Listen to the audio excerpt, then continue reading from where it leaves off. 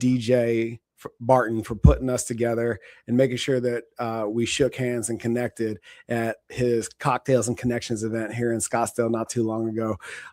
Dude, we hit it off immediately. There's obviously the veteran connection, but your mission in business coaching, specifically the setting realistic expectations when it comes to M&A for your clients, really piggybacks off of a lot of the work that some of my clients are doing on this side of the fence. So before we get into all of that, how does one go from everything you did in the Navy to business coaching? Yeah. So I did 10 years in the Navy. And when I was in there, I really found a passion for helping people get to where they wanted to go. Anytime we transferred to another duty station, it was always train your relief, right? You get in, you're learning. And then as you become senior, you're training your relief. And I think I really found a passion for helping people get from where they're at to where they want to go. And I realized that it helped me with my leadership style. So there was a time when I had a guy that was working for me in the Navy, and he had 3 years left on his contract, but he hated being there. And so I looked at myself and I'm thinking, all right, how do I need to lead him to be able to do these, still show up to work and want to do stuff. So I started diving into what he wanted to do in life. And at the time he was like, I want to be a firefighter. I'm like, okay, cool. Where do you want to be a firefighter at? All this other stuff. So I started laying this groundwork and this framework for him. I was like, you got to pick, 15 to 20 people that you need to connect with the next time you go home on leave. And then from there, get immersed with them. And I was like, well, we're on submarines. We deal with firefighting all the time. Let me send you to some schools. Let's get certified. Let's get you up to par. And so my whole vision behind that leadership was that he sees that I'm invested in him and I'm helping him go to the next level. Now, when he shows up for the next 3 years that he's working with me, it's not a constant drag. It's not something that's just being, beating my head against the wall. Yeah. Right? He knows I'm working with him. Right. Yeah. But where does that abundance life mindset come from for you in the container that is the United States Navy? Because to allocate resources to send this sailor off mission, off script, so to speak, and as with the best of intentions as a leader, what me and a lot of my Marine buddies often joke about is what's best for the Marine Corps isn't always best for the Marine. So when these hidden gems that are leaders like Zach Ratashak show up, it's like, oh my God, please stay for 20. You take care of our people. Where's that come from for you? Because I would not say that it's necessarily commonplace for leadership in any military organization to see the bigger picture that way. So, I mean, what I hear your question is like, where did that originally come from? Like that part of me. I guess I'd have to go back to growing up in Iowa. My grandpa had a farm and I went out on the farm all the time, and he was always, no matter what, he was always giving to people, always helping anybody he possibly could. And I think that small town feel and that generosity and always lending a hand just was like ingrained into me. He was previously in the Navy, so it inspired me to go in the Navy. And then as I was growing up, I say in the Navy, I saw a lot of leaders that they only did care about themselves. So they only cared about the Navy and they didn't really put their sailors first, even though it seemed like that was always their motto, right? They always put their sailors first, right? It's always, it's like, hey, we care about you, but you got to go do this. So I'm like, dude, it doesn't work that way. It's like, if and I guess let me frame it this way. On a submarine, we only have so many people. I mean, there's 100, maybe a max 150 on a crew. It's going to take me 8 to 14 months to get a replacement if somebody taps out and says like, I can't do this. And we do a bunch of screening processes. So as soon as you get someone that's down in the dumps and they don't want to go to work there, they could start saying like, hey, I'm having bad thoughts. I'm having this. They'll kind of med pull them from the ship. And now I'm down a whole body. So I have to be very creative on, okay, how do I make this work? And I think a lot of leaders in business now, they say, oh, I can't I can't hire anybody. Nobody is actually willing to work. I'm like, well, what are you telling them? Mm-hmm. What do you know about your guys? Like, do you know about their families? Do you know about their kids? Do you know about, so I've always made a point to be able to learn about them as a person Mm-hmm. versus them just filling a space. Yeah. As a, you're not small. No, 6'6". How does a 6'6" individual navigate, literally and figuratively, the tiny spaces of a submarine? Yeah. So, yeah, For months at a time, no very less. carefully. How do You you know, not have a hunch in your back, bro? you bend at the waist or the, your knees, right? Not at the waist or the back. Okay. Walking around all like bent knees and stuff. No, I was, submarines. I don't know if you've been on a submarine nowadays, but it's, 4 stories tall basically, and it's a football field long. Really? Yeah. Yep. Oh shit. The So, only naval vessel I've been on was a carrier at oh yeah. out at Norfolk. I've never touched a submarine. Yeah, they're pretty big. I mean, they're just underwater. I mean, you can't It's really a see them. submersible cruise ship, huh? Yeah, it's like being, No. and everybody always asks, like, well, what's it like being underway? It's like being in a building with no windows. I Mm-hmm. mean, and then once we submerge, if there's a storm, we don't even rock like a normal surface ship. We're just down there cruising. Yeah. Um, I was the other day I was talking to somebody, and this guy was super wizard smart. He puts like rovers on Mars, or I mean, like on the moon, like super. I was Yeah. like, that's pretty awesome. I go, the coolest thing I got to that, I was qualified to pilot a submarine. Like I drove submarines. He's like, well, that's pretty cool. So now the last couple of days, I'm like, the fun fact about me is I was qualified to drive a submarine. Holy shit. That's cool, man. Yeah. Um, so farm boy from Iowa turned naval leader.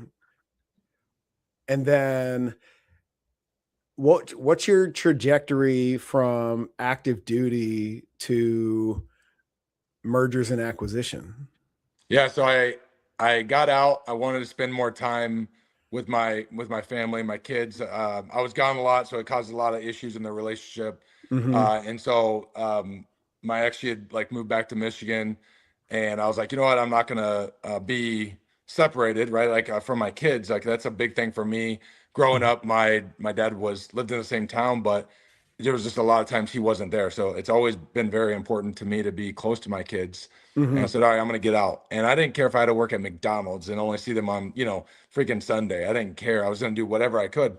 Luckily, I interviewed for an instructor position at a robotics company, and I walked onto this corporate job being an instructor. And then I transitioned about 2 years after that into project management. And I stayed at that company for 5 years. But while I was there, I was doing the groundwork to be able to kind of make a transition out. And I first started doing firearms training. And so my logo, I still have, this was my original logo. Tactical Mind's the same brand name, everything that was the Mm-hmm. same. And I was doing the concealed pistol license. I was doing, just figuring it out. Right. Mm-hmm. And I did a couple, actually crazy. I did a couple in-person trainings, and then COVID happened and shut everything down. So then I had to do virtual classes. It was crazy. So I had to learn about all that and navigate it. And I think the biggest thing I took away from that alone was it wasn't scalable. Mm. Right. I was the only guy doing the firearms training. I was like, I'd have to get other instructors. I You need a can't scale range. Zach. Yeah, you can't. Yeah, Yeah. you can't do that. And I can't. I'm trying to buy back my time because I want to spend it with my family and my Mm-hmm. kiddos and stuff. And so I realized that wasn't the play. And then I Okay. started looking at buying uh, basically service-based businesses. And so Mm-hmm. I started talking to a bunch of business brokers.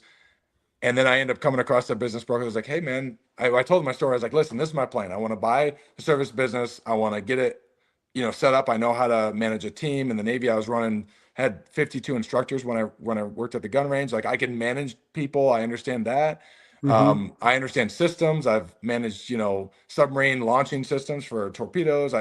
My dad was a painter growing up. My mom was a plumber. I've done all kinds of construction, working on the farm. Like, dude, I got this. Like, we could Right. do a service-based business. All right. So Mm-hmm. I was telling this broker, I was like, hey, I want to get a business. I want to get it running very clean and optimized with systems. And then I want to bring in leadership or elevate leadership within that company.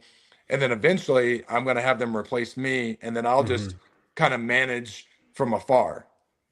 And then I'll just do it again. I'll buy another service business, and that's what I want to do. And then I'll basically, at the end of the game, I'm sitting here, I'm basically coaching all these different people, these businesses that I own, but they're ran and managed by other people. And he goes, Mm-hmm.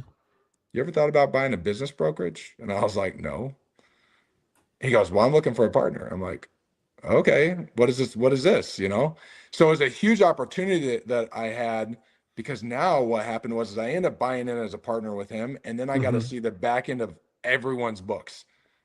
So think about it. It could be a juice store. It could be a pizzeria. I've had Italian fine dining restaurants. I've had bars. I've had landscaping. I've had childcare facilities. I'm gonna back up really quick. You're good. Because you now you're getting to look at the books, right? Yeah. And this is really interesting from the veteran perspective, where most of us come into business knowing how to do things and not necessarily how to run a company. Yeah. And I'm curious, from all the doing that you are familiar with, and this is a an element of discovery for the both of us right here. Yeah, right? no, you're good. Yeah. You're essentially a jack of all trades, a technician that knows what good work looks like, that knows how to do good work, and has a high standard of performance. You buy into this business brokerage, and now you're getting to look at how familiar were you coming into the brokerage with the P&L bookkeeping side of the house, because there's the operational side. And like me, I came out of the Marine Corps knowing how to help. I was an expert at helping people sweat and smile. Yeah. I didn't know shit about a P&L. Yeah. You know what I mean? So was there a piece of that was like, a rapid fire education, or did you have a working knowledge of the back end of things as well?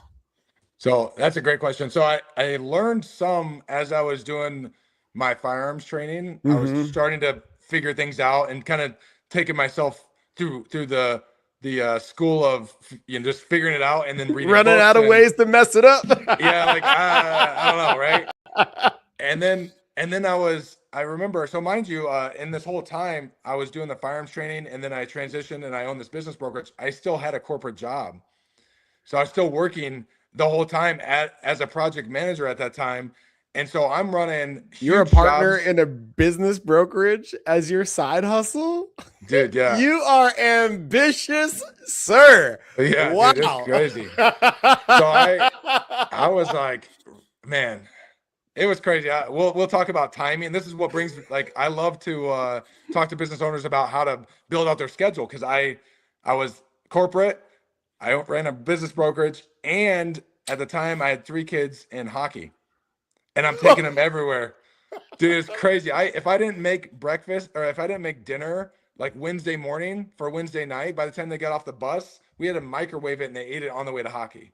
It was so, I had no time, and it was crazy. But so to answer your question, I was, as a project manager, I was dealing with a lot of finances for these huge multi-million-dollar projects for clients for that company. And I got to see a lot of book work going on there, which helped.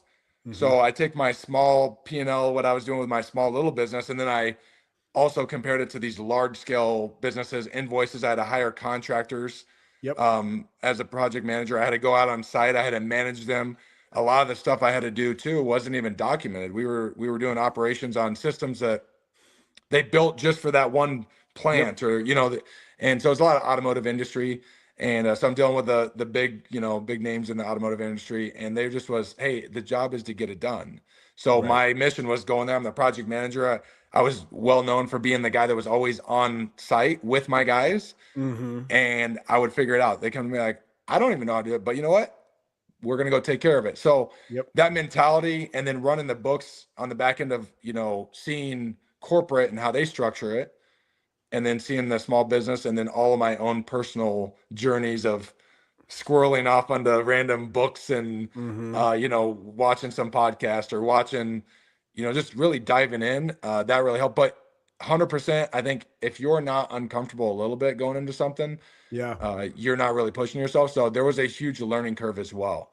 Hmm. And my business partner at the time, he was definitely, explaining things, going through things. I had, here's these P&Ls, figure out what you would do to improve it. Let me Hmm. know by tomorrow morning, everything you do to improve this business. And so then I'd have to go and do all this stuff, right? Yeah. Is there a piece of you? Because I feel like it's so natural when you hear the veteran narrative. Like, I'll just go figure it out. I can Yeah. figure it out. I figured it out before. I don't even need all the information. Let's just start making shit happen. Yeah. Right. And that is highly effective 100%. for a long time. Yep. And then at some point, it stops working. Hence the necessity for scale. Right. Yep. Because I in as I've gotten older and further away from my time on active duty, that thing that we used to celebrate ourselves for, that superpower of making shit happen and just doing it ourselves, doesn't work for very long in the world of business. So was there a point, was that a harsh reality for you? Like that pattern bit you in the ass and you had to evolve from there? Or did you have enough foresight to realize that, okay, I've got to look at this differently. I need to transcend and include some of those traits, but it can't be the end all be all. Yeah. Well, and 100%. So, to talk about the drive to get it all done, right? I think the biggest skill I would teach anybody, right? If I were to give anybody advice, that's, younger and they're growing in the career of whatever, it doesn't matter, is Mm-hmm. being resourceful. So I teach my kids the same thing. It's like, if you're resourceful, that's, that's good, right? I mean, Mm-hmm. my son does online, my boys do online ASU. They go to Arizona State University, but it's a K through 12 program. Yep. And his teacher messaged and said, "Hey, you need to have Caleb redo his homework. He's copying and pasting from Google AI." And I'm like, I'm like, Caleb, I already know what you did. Go fix it. Like, you can't, it Don't literally be says that resourceful. like he's being resourceful. So like, how can I be mad? It Right. was literally something that he probably will never ever use. Mm-hmm. But he was like, oh, like he put it into Google and it just said, it basically had the beginning section, like answering his question, like AI was talking to him, like, Mm-hmm. based on your question, this, and he copied and pasted that part in Oh, there. And rookie I'm like, mistake. dude, you told on yourself. Like, at least read it and snip that out. Come on, But dude, man. But I think we're gonna segue real quick. yeah, no, Father to father. I love this shit, man. It's one of those things. And dude, I applaud you as a father for not getting in your kid's ass oh yeah, over it, because if you can zoom out from the transgression, if you will, and recognize that with the best of intentions, he's just doing what dad taught him to do. be resourceful. Right. It's like, oh, okay, I can't fault you for that. However, this is how we need to channel that Yeah, that principle, yeah, there, yeah, because there is the element of integrity that must 100%, you know what I mean? 100%, And right? dude, so like, walk me through that lesson for your son, Yeah. where putting the guardrails, if you will, on what it is to be resourceful, Yes. and you wield that weapon for good. Yeah, no, Yeah. 100%. So, and I just told him, I said, listen, man, if you don't know something, obviously you're doing research, you're looking it up. Mm-hmm. And in the beginning, he was like, what are you talking about? I'm like, Caleb, I know what you did. Like then he's like, I was like, you copied it right over from Google. Like, I know you did. And then he started to kind of smirk at me. I was like, just go fix it.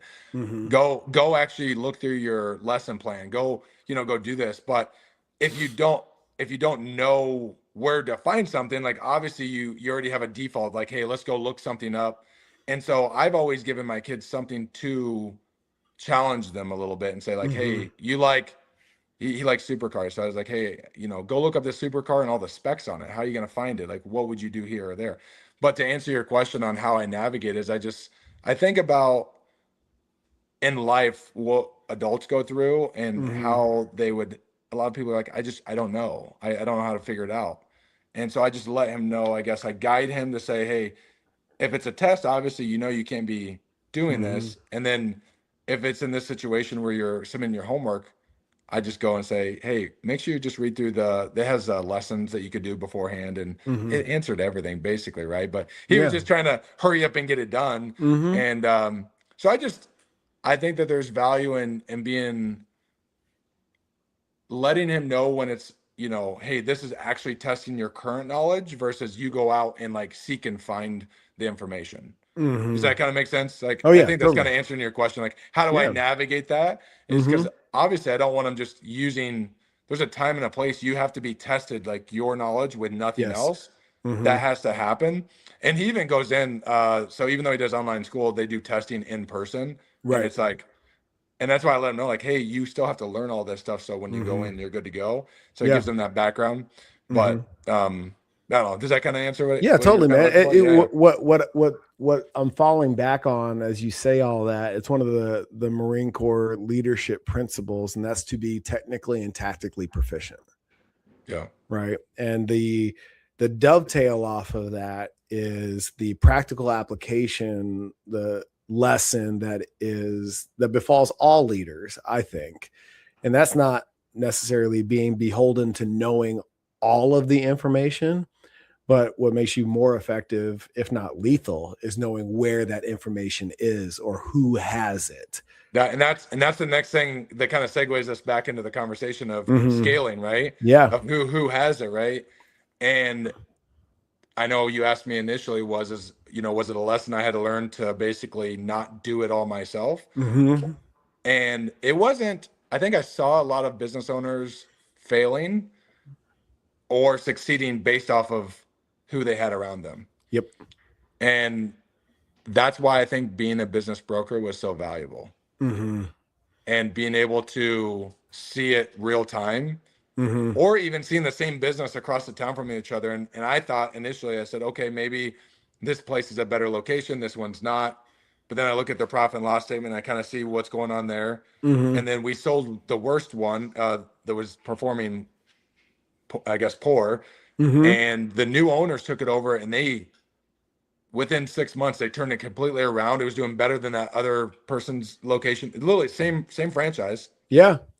But they turned it around. I thought it was a location issue. And then I saw this happen, and they flipped it all the way around. They 3x'd within less than a year, they sold it for 3 times what they bought it for, and they paid themselves over $100,000 for that time. Holy shit. For working there. And if it's not a location issue and it's the same franchise, what's the difference? So the way they manage, the way they negotiate with a franchise, there are some franchises that are really good, and I would say, hey, go with those guys, right? But you don't know about that until you really get in the mix of dealing with the franchise and the franchise agreement. Where do you get all the products from? Yep. And a lot of that comes down to negotiating. Yep. I mean, I've had business owners that they were leasing a space, and they're like, dude, I'm dying right now. I guess I have to sell. And I'm like, have you went to the landlord and say that you're about to go under to negotiate the lease? They're like, no. Okay, let's do that today first. Like, here's how I bring value to you. Lily, we just met. I don't know you from nobody else other than today. You called me. I'm coming out to help you. You could talk to your landlord and say, listen, dude, if I don't do something, the business is going under. I'm gonna have to close up shop. Can you work with me on the lease right now on my rent? Yep. Next thing you know, he's getting, $400, whatever, right? Like, it depends on the landlord, depends on there's so many variables, but like, right.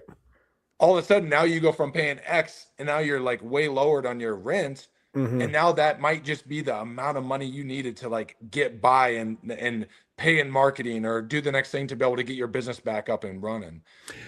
So a lot of people don't realize that. What do you think gets in the way for business owners and entrepreneurs? What do you think inhibits their ability to ask for help? Because to your point, you just solved a major problem, took a lot of pressure off the system by telling them to make a phone call, Yeah. right? What gets in the way of that phone call being made in the first place? Well, a lot of people are in the box for one. So everything comes back to, in my opinion, everything comes Mm-hmm. back to mindset Mm-hmm. and who you know. It's like just your knowledge. It's like the school of business, right? Like whatever Mm-hmm. you've learned and whoever your mentors are. I think Yep. mentors would be a big thing, and being in the right circle. But that leads back to your mindset of, okay, if you people just see a box and they go to school, a normal school, they're trained to just fall in line. If they didn't do the homework the right way, Mm-hmm. it's wrong. Maybe they came up with the right answer, but they did the equation wrong and they did it a Mm-hmm. different way. And they don't think outside the box. Like, okay, there's a billion ways I can move the needle. I could kind of a little bit of money here. I could come up with a special offer that I could like get some money fast, whatever that is. So I think what holds them back is, for one, not being around the right people, and for two, not having a Mm-hmm. resourceful mindset. Like I said, going back to resourceful, right? It's Yeah. what can I do to change? Either you change how much money comes in, or you change how much money goes out, and that's going to help me, Mm-hmm. get to the next month if that's what you need. Right. Totally. So, one of the things that was really eye opening for me as I was trying to keep the gym afloat during the pandemic, and I'm at the Thunderbird School of Management, and simultaneously, and I'm listening to a lot of these and reading through case study on case study on case study that is, essentially Monday morning quarterbacking the rise and fall of companies, right? Yeah. And what is not present in any case study is the context and the nuance of the human dynamic that goes into the situation they're in and the way the organization is led. It's really hard to paint that part of the picture in a case study, Yeah, right? yeah, just So you're saying like the environment and the dynamic is what you're saying, right, right? right. I mean, you can look at the X's and O's, and if like in hindsight, if they had done this, things would have gone better, and da da da da da da. Da. But but the personality mix, the culture fits, like all of those things. There's no equation or algorithm for that part. Yeah. And uh, I'm curious, in your experience, both as an entrepreneur and from a business coaching perspective, how important is that to any particular outcome, plus or minus? Yeah, I think that, well, I mean, for me, now it works. Some people can run a business and they're like super cold and they're like, these are the employees. They're not going to have, those employees will cycle through quite often, quite fast, probably, in my opinion. Mm-hmm. And you're not going to have them, they're going to leave for money, Mm-hmm. right? If somebody pays them more money, they're gone. Mm-hmm. But I am super passionate about building businesses and working with owners that really care about their employees, because now if you're sitting here and you're doing little things like, buying a turkey for all of your employees for Thanksgiving and their families Mm-hmm. every year, and you buy that as the company, or you have company outings, or you build a culture where you're okay to like say that you messed up and then everybody can learn from it, and that culture is just priceless. Mm-hmm. It's not about the money at that like point. Like, to me, I think building that culture is way more important. Yep. And being able to have someone that, I don't know, I go in and I could see something's wrong with somebody, or somebody sees something wrong with me and they're like, "Hey, Zach, what's going on?" I'd rather have someone do that than pay me more money, Mm-hmm. right? I'd rather have that type of environment. So it is super important to be able to have the right environment and the right leadership. And I think that's where it all comes down to, is leadership. And if I were to give an additional comment to that, is where that leader would get that is about the community that they're in. So I Mm-hmm. relocated down here to Arizona because I wanted to be closer to one of my mentors and his team, and that helped give me a different light of how I should do things. And how to build a proper team, or even how should I run my business, or like all the little Mm-hmm. things. Like I am definitely always willing, like in the military, like, hey, train your relief. I'm willing to always share and bring value. I try to bring value to anything before I ever try to have someone as a client. I'm like, hey, let's get on a call. Let's see if I could help you out. Mm-hmm. And then after that is when, okay, bring value. Now let's see where things trickle out, and where they go, right? The money Yep. will follow. But I like Mm-hmm. to be resourceful and valuable to people. So I know it's kind of a long-winded thing, but it kind Yeah. of it adds into there. It's like if you, because if an owner's watching this and like, okay, cool, I need to build culture. I need to be a good quality leader. I need to care about my people. Well, how do I figure that out? Well, you need to find the other leaders that are doing that. You need to Mm-hmm. have a mentor. You need to have a Michael. You need to have somebody that has got the experience that you want to put into your business. Right. 100%, dude. You nailed it. The necessity for mentorship, I don't think can be overstated. But the more importantly is the right kind of mentorship. Not just somebody who knows how to make a whole bunch of money, but also has done it in a way that matches your aspirational trajectory. And what I mean by that is, I've got a client that is absolutely crushing it in business and has a super successful relationship with his wife. He's a great father. He checks all the good people boxes, right? Yeah. And he has a successful business.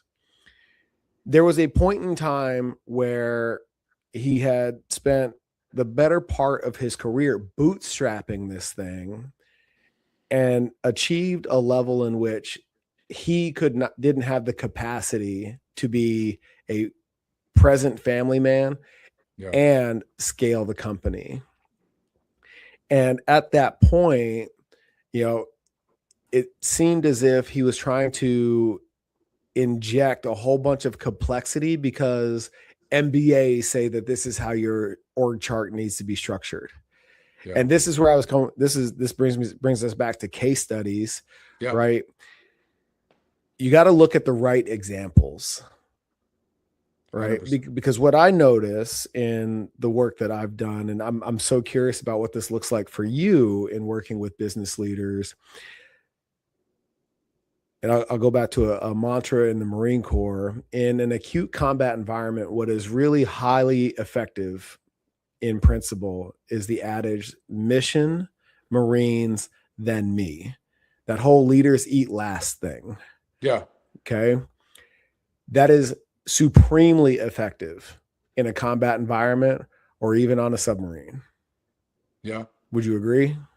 Yeah. In that That, environment, right? You're putting them yeah. first. You're eating Mm-hmm. last. 100% agree. That's not necessarily a sustainable practice in the business world from the standpoint, if you're the founder, visionary, leader, what I spend a lot of time coaching and relearning with my clients is you left yourself out of the business plan. Yeah. You created this machine that prints money, funds your lifestyle, provides for your family and your people, and you're left on the outside looking in. Yeah. How effective are you as a leader if you're the one out in the cold while everybody else is inside eating warm food? Yeah. Right. And yeah, 100%. Yeah. And I think that's actually what I'm a person that when I was in the Navy, I'd always go down and do I think in the Marines, what you call like the grunt work, right? Like, Mm-hmm. I would be the leader that would go down, and I would, on a submarine, you go down to clean the bilge, the oily bilge Yeah. with a sponge, and you're squeezing it. Like, it's the gross stuff, right? Yeah. But I was the senior guy bringing my juniorest guy in. I'm like, he goes, I don't know how to do that. Cool. Let's go down. I'll show you. Mm-hmm. There's a lot of leaders that won't do that, right? So that's where you're saying Sure. like leaders eat last, or I'll go do this hard Mm-hmm. work with you kind of thing, or I'll get Yep. the Absolutely. scraps Yep. and transition into business, right? Yeah, there's Mm-hmm. a time and a place. Like you said, the guy was bootstrapping and he was doing all the hard things, building this up. Mm-hmm. But you also have to be able to show up. I think you have to show up and lead your guys, and the only way you could do that is still by being involved in some aspect. Right. If it's leading in sales, if it's leading, maybe it's you come in and you're like the motivator, and you're going around and you're like kind of fitting in and filling in where you need to. But that can only happen after a certain stage. Once you could really step back and then see where you need to go back in. Right. Right. And there's a huge peak in between there. Like before, the owner literally has to be everywhere. Right. And then they start hiring people, or they should, right? Once it comes to a certain point, they get a good process going, and like, hey, I bring somebody on, train them up, and now I can kind of like step back from that. But if they completely remove themselves altogether, then the respect, the leadership respect, that is gone. And realistically, and there's men and women that both obviously lead businesses. And I can only speak for men because that's obviously who I am, right? But men really look highly upon respect. And so for me, I think that a lot of leaders have to still be able to go in and do the work. They still have to know the back end a little bit. Yeah. At least the ballpark, right? There's specialties, and how you can elevate your team, I think, would be what I like to do is if someone's really good at something, this kind of goes back to our, kind of buying back your time or scaling the company. Is like I'll pay somebody that has more expertise than me and stuff now, because I know I can't do everything. I also know my own mind. If I think about health and wellness, right, or something, I'm going to go down the rabbit hole to make sure I'm doing everything the right way. Yeah. Like, what are all the stats? You're like reading these business studies. Like, that's what you do, right? You read the business study and then you try to learn all the stuff. Now I've learned just to find the right person, which matches with what you said. They align with me. We're on a similar trajectory, or maybe they're already at where I want to be, and I'm going to pay them to teach me how I should handle things in this field. Yeah. And so, yeah, keep going though. Yeah, it's really awesome to be able to see like a whole full circle. Hopefully I kind of answered it. I know I scored off a little bit. No, totally, man. It's interesting to me because like it wasn't too long ago that I came to the wisdom that in the eyes of the S&P, you're considered a small business until you eclipse $50 million in revenue. And for the overwhelming majority of us, not to lower anybody's standard, but life gets pretty good well before 50 million if you're doing it right. Yeah. But there's this there's this what do you call it? Unrealistic expectation that is disconnected from what you truly desire in terms of the lifestyle you want to have, and what this business is intended to provide for you. Right. Okay. Yeah. And so when you get to that place of scaling beyond the bootstrapping, what I see a lot of business leaders outsource first, because it's what they think they're supposed to do, is their zones of genius, like their biggest contribution to the company beyond being the person that built it. You're saying that's the first thing that you see people outsource is their skill set? Yeah. And beyond that, if they're lucky, the thing that brings them the most joy and fulfillment in the business. And if they're like really fortunate, those two things are the same thing. Yeah. And that's the last thing they should probably do, right? 100%. 100%. But they give that away because, now I need to build the org chart this way. Because that's what the book says. Yeah. That's what the enterprise institutions have it, the way they have it set up. It's like, no, you're still a small business. You're still like you still want to be involved at a tactical level, not just a strategic one. You know what I mean? So with that being said, to your point, the last thing you should let go of is the thing that that only you can do, that you're amazing at, and that brings you the most joy and fulfillment in the business. Yeah. Right. Yeah. And I had a when I was a business broker, I had he owned a flooring company. What do you think? Why did he start a flooring company? Because he liked putting in floors, man. Like he just. And then he bought 1 truck, 2 truck, 3 truck, and he got all these trucks. And next thing you know, he had 3, 4 crews, and now he's running a business. And the business side was a hard thing. So realistically, He's like, I just love going in, quoting floors, installing Mm-hmm. floors, and I love to see like the change in the house or whatever that, Yeah. wherever they're doing it. And the book side is what he didn't know, right? And so Mm-hmm. it's like you can't take that away from him. Like he's super passionate about it. It's like, dude, you need to get an office manager. You Yep. need to get, you need to get something over here. Like if you Mm-hmm. need it, right, you got to find somebody that wants to do that or is very good at it. It's all about Yep. learning skills. So Yes. I'll segue real quick about learning people's skill set, and we can come right back. But Yeah. Yeah. in the Navy, one time I had to learn. One of my leaders told me we do these drills. Obviously, military, we always do a lot of drills. You're up for a Mm-hmm. long time. Well, we're handling, huge ordnance, torpedoes, and we're moving around a torpedo room, and we're up for, 30 hours. Okay. And I gotta, I'm the guy in charge of the safety of everything, right? And then I Yep. got a guy that's a team leader, and he's reading out of a book, and you got to circle it, tell the guy to do it. He does it, check box. Okay, so I need a guy that's very attentive to book work. Yeah. Then I got a visual guy in front. He's looking to make sure everything's clear. It's a 21-foot torpedo. Got to make sure everything's clear so it doesn't smash anything. We have a huge violation, right? We don't want that. Mm-hmm. And then you got a guy in the back operating hydraulics, big hydraulics, and that's obviously moving it all, and it could crush things. You could damage other equipment. Right. And we're up for 30 hours. How do you pick who goes where? Yeah. You got to find the guys. Okay, he can operate still on little sleep and operate these hydraulic systems. This guy, he can at least stand there and visually look. Like I'll just kick him asleep. He's up by me. I kick him, keep him awake. I mean, Yeah. it's like, hey, stay awake. Is it clear? What are we doing? Right. Mm-hmm. And then I got the book guy, and is he going through? Can he actually? It literally, you'll get hit, and if we're on inspection, Mm-hmm. you do a circle, and then you move on without completing a major checkpoint. Grease pencil. If you just don't do the check mark, it's a hit. It's a violation. Right.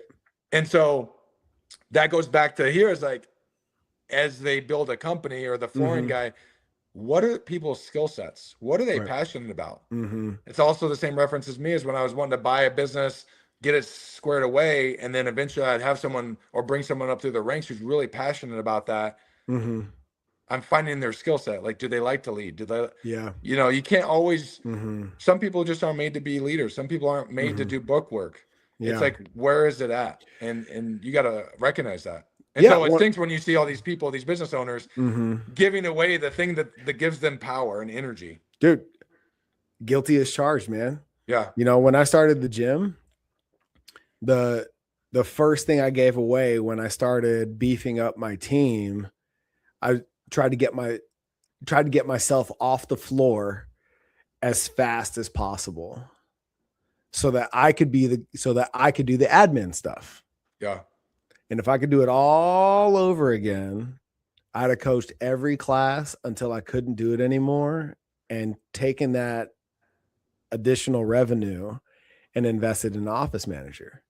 Yeah. Because it was the biggest knowledge gap at the time and the thing I hated doing the most. Yeah. And it took you the longest. It took you the longest to do. Yeah. Because you didn't know how to do it. Because I'm not good at it and I'm not interested in this shit. And you're putting it off. You're like, right. I'll do it later. Oh, yeah. I'll do it later. 100%. And then you got taxes or something comes up, some audit, whatever it was. It's like now I'm sitting up until 3 a.m, 4 a.m, doing crazy work. And then people are like, oh man, you're doing a lot of work. It's like, yeah, dude, but I had to do it. Right. And you know what people look at that behavior pattern? They look at that shit and they celebrate it. Like, oh, you're a hard worker. Yeah. Right. Yeah. And this is when business leaders buy into negative behavior patterns, because that thing that's digging you a slow grave inch by inch is also the thing that you're celebrated for. Yeah. The grind, the hustle, the midnight oil, all of that stuff. And it's just like,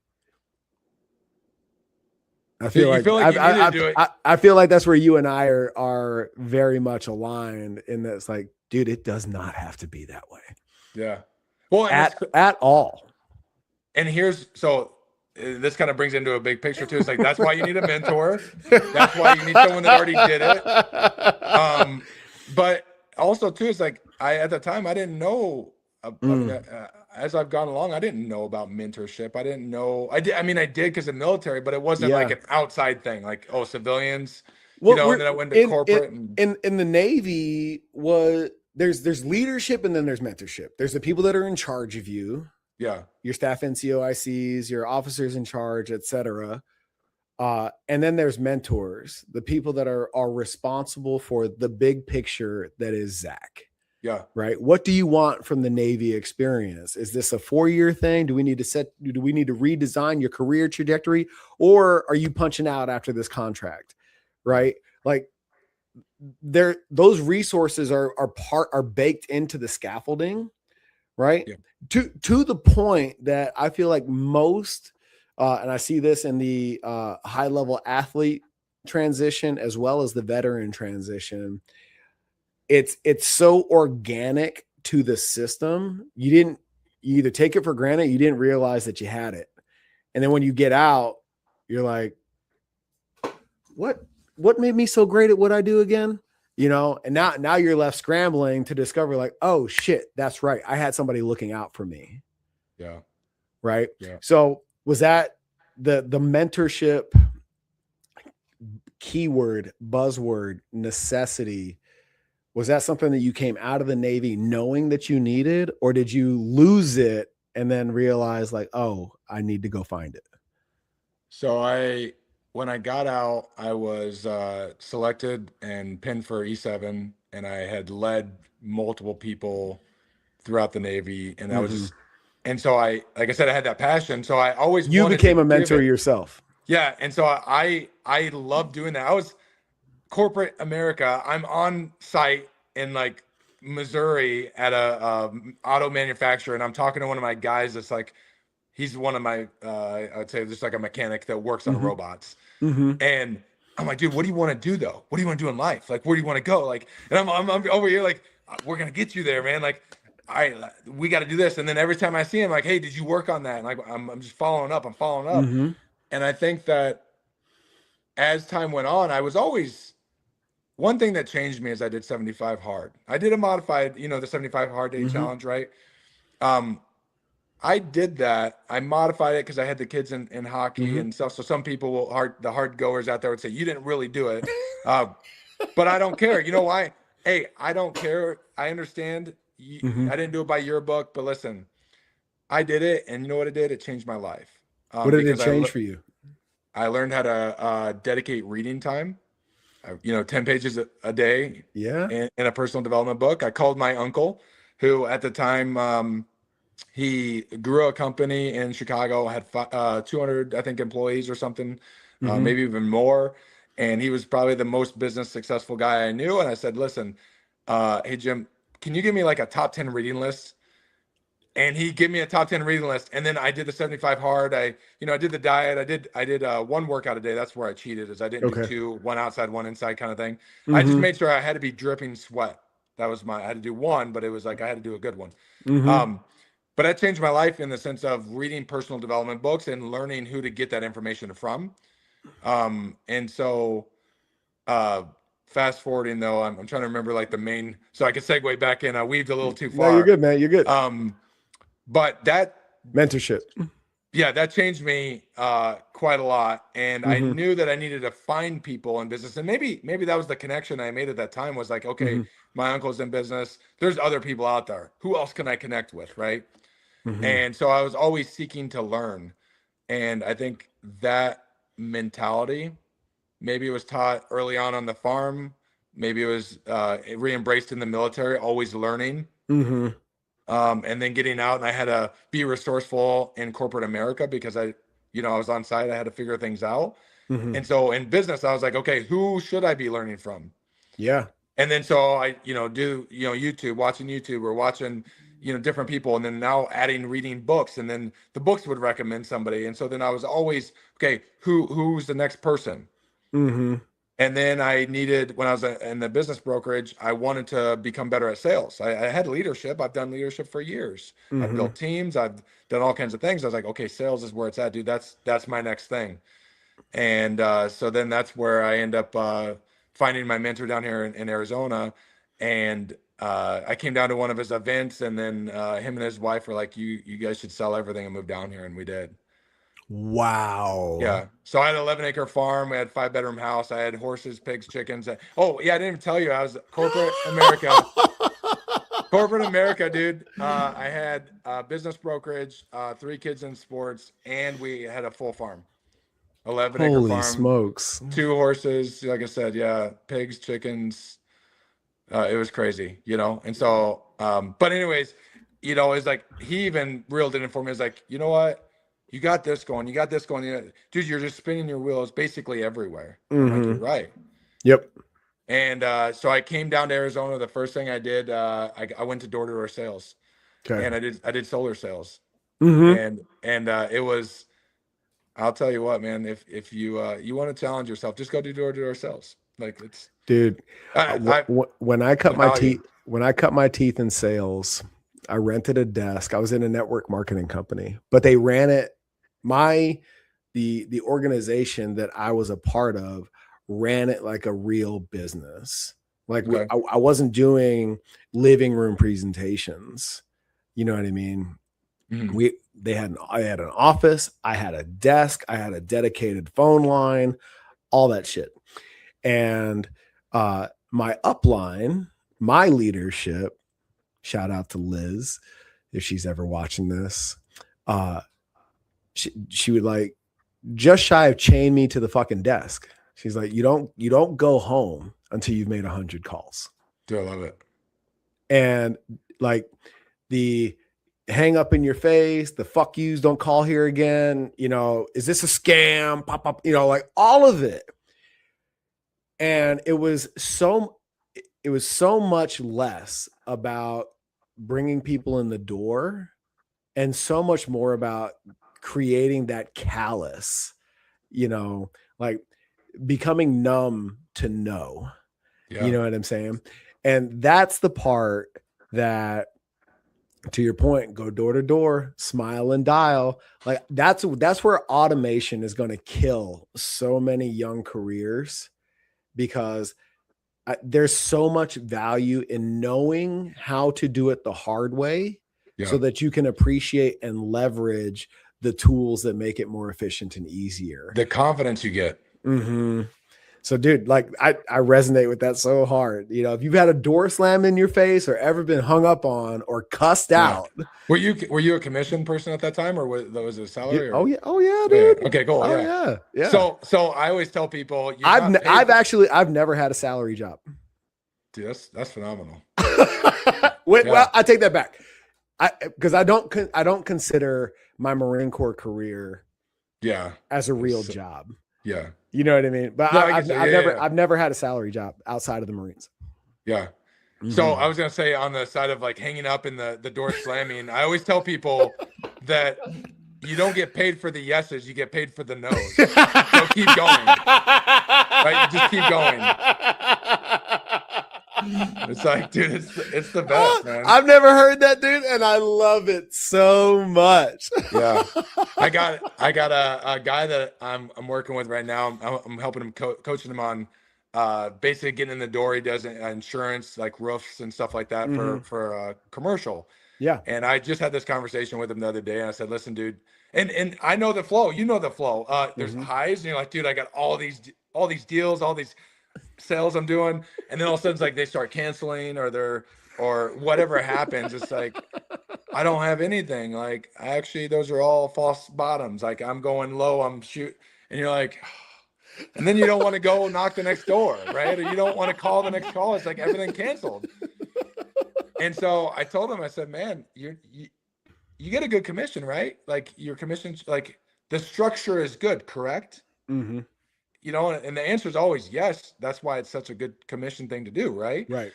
And so anytime I talk to people, I said, okay, the structure is good. Mm-hmm. You're getting paid. You don't get paid for the yeses. You're getting paid for the no's.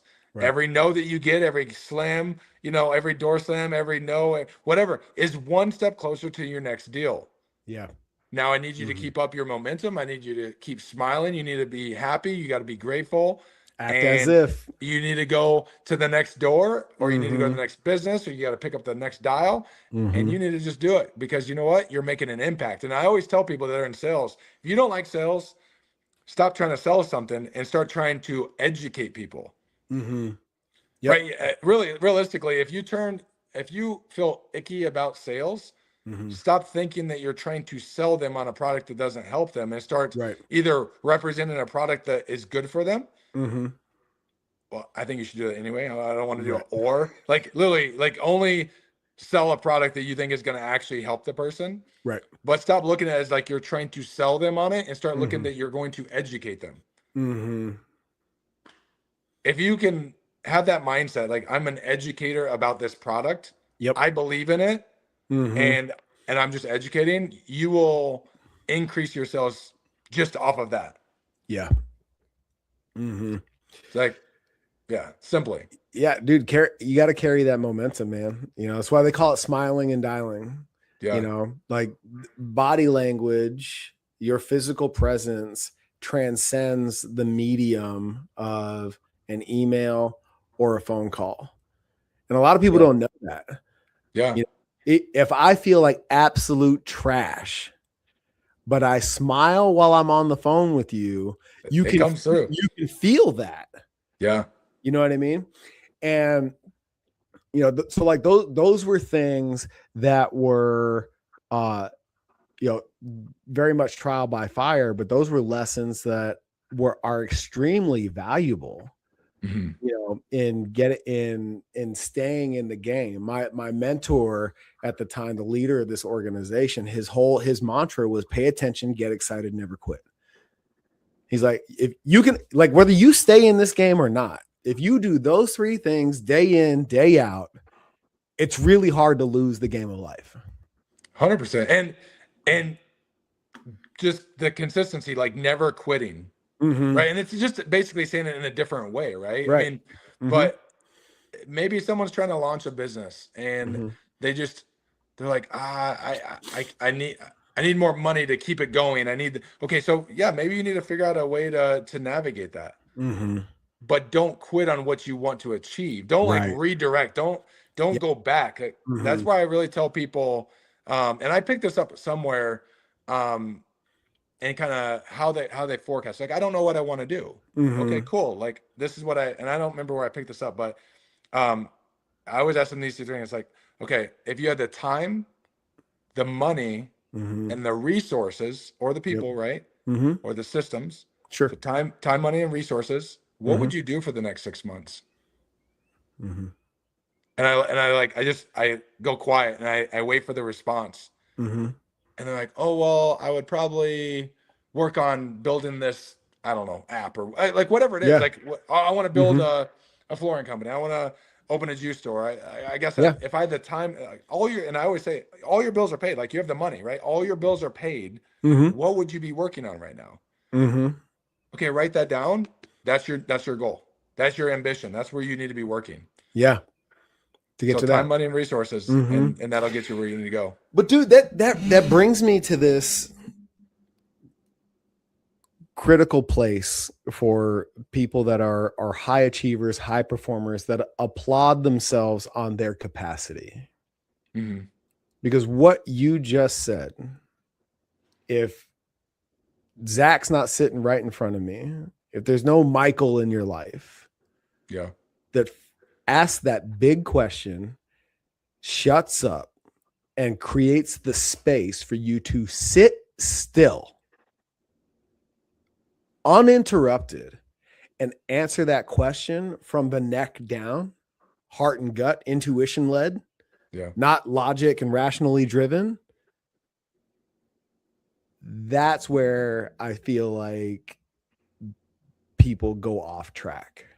They're trying to logic their way into success when the stick-to-itiveness of it all comes from down here. Well, yeah, they want to have it all. Basically, in other words, right? They want to have it all figured out and mapped out before they actually take the leap. Fuck, I wish that's how it worked. Right? But yeah, I know, right? I mean, hey, it'd be easy. It's like, hey, this is the way it is. And you usually have to jump off the cliff and figure out where it falls. And a lot of people are very scared of that. And I think a big part of that, and maybe you could give me your feedback on your exit from the military. Yeah. But I left the military after 10 years and I had a consistent paycheck and I didn't care if I had to work at McDonald's. I said that earlier, right? So now when it comes to taking a risk, I'm thinking, oh, dude, I've already done it. I walked away from a 10-year career. Oh, you know, people say they think it's crazy. Like, you sold everything. I had a corporate job making over 6 figures. I had a business brokerage that was successful. I mean, I done better on all of those? Yes, I Of could have course. done better. I could have always done more, Yeah. but I learned so much through those things. But I literally walked away from all of that to try to start from ground one. And I was door knocking Yeah. for a commission. Like, I'm not eating unless I knock a door and close a Right. deal. Yeah. And I had a 6-figure salary at a corporate job. Yeah. And people are like, why would you ever walk away from that? It's like, well, I walked away from a 10-year career to maybe work at McDonald's. My CO was so pissed when I denied augmentation to re-up. Yeah. He's like, dude, you're about to be promoted to captain. And what are you going to do? So I'm going to go open a gym. He's like, and I shit you not, as he sits, well, I am at parade rest in front of the man as he's reading me the riot act behind his desk. And he's like, what the fuck do you know about running a business? And I said, I don't know, but I'll figure it out. And then they doubt you. And then they doubt you though. Right? Well, it's, you know, for the, no offense, for the civilians listening to this conversation, there's a lot of security in the military. Oh, 100%. The 1st and the 15th comes no matter what. You get a 2% raise every year.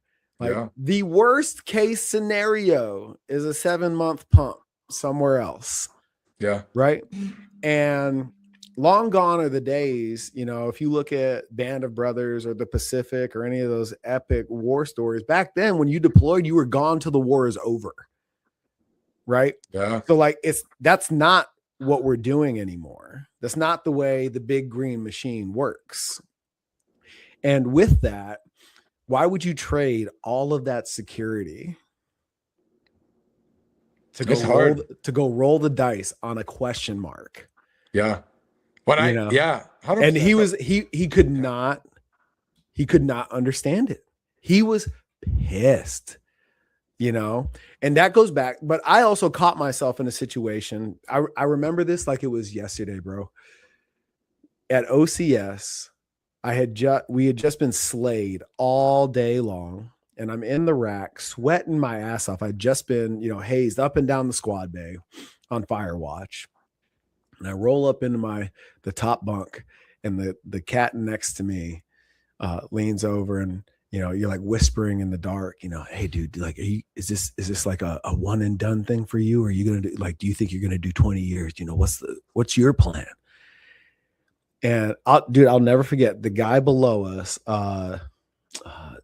Taylor from the University of Florida. I'll never forget this dude.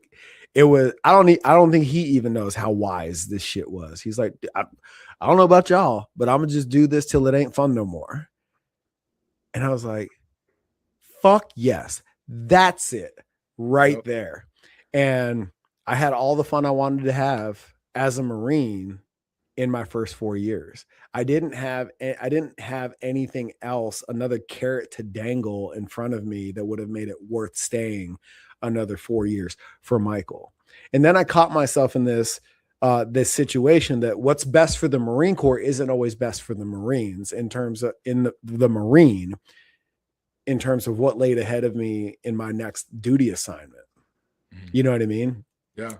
And so those were that's the game I was playing. But I always knew I wanted my own deal.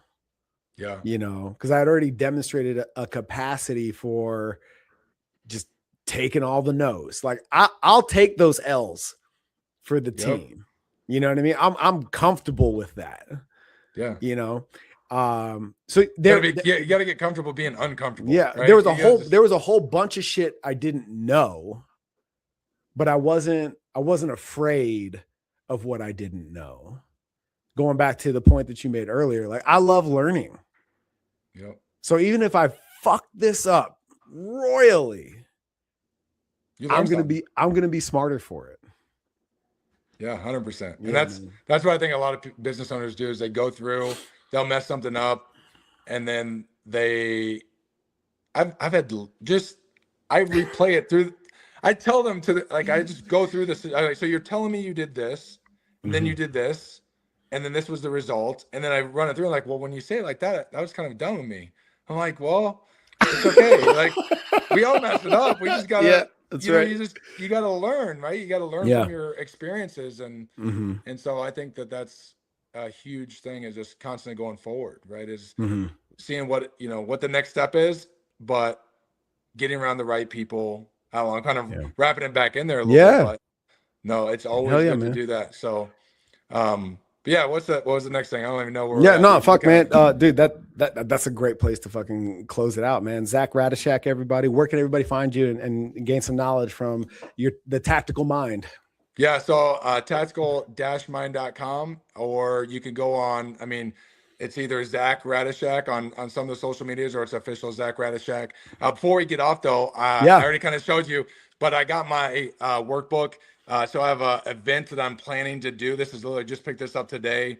It's kind of like my first printed proof. So it's Command and Scale. Basically, I take the people through leadership. Was like the first topic. So basically how we talked here is like, hey, how do you become a good leader? How do you build that environment? What systems you should implement? What's your sales team doing? What is the customer experience? Yeah. Right. And then just kind of wrapping that all together, and how do we build on that, right? And so it's pretty cool. I know I'm going to send it over to you so you can give me your feedback. I look forward to it, man. But it's definitely something I'm super passionate about. I want to be able to help business owners, and they don't, people just don't understand what could drastically change their life just off of a little system. Hell yeah, dude. I appreciate you making the time. Hey, I appreciate you having me on here, man. Yeah, man. For everybody that's on a mission to be the fittest leader possible, it comes down to integrity, courage, and ownership. And it's all laid on the foundation of alignment first. If you love this conversation, head over to nextlevelhq.co and join us in the Leaders Forum. We'll see you next week.